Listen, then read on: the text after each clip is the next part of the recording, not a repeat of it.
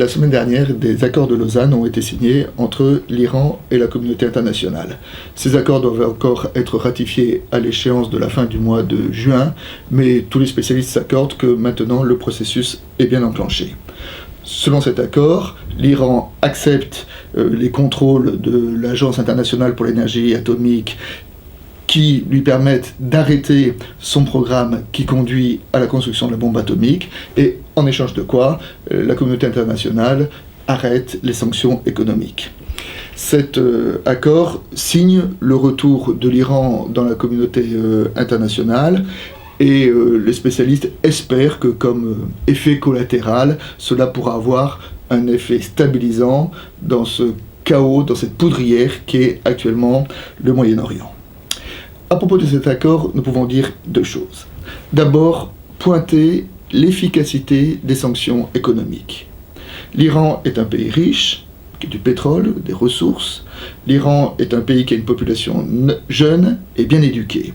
En cela, il a tous les atouts pour avoir un beau développement économique.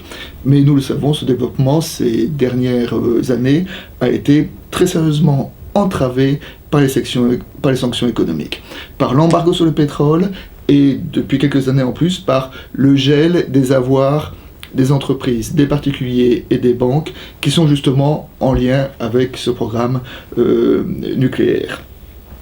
Nous savons que le président Rouhani, qui a été élu il y a 2 ans, en 2013, a été élu justement sur la promesse, l'engagement de arriver à stopper ces sanctions économiques.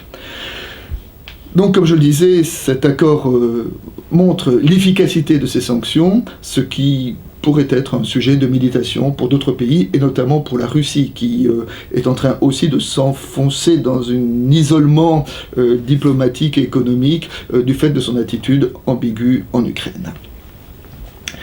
La deuxième conséquence que nous pouvons en tirer, ou la deuxième leçon que nous pouvons en tirer, c'est restons lucides.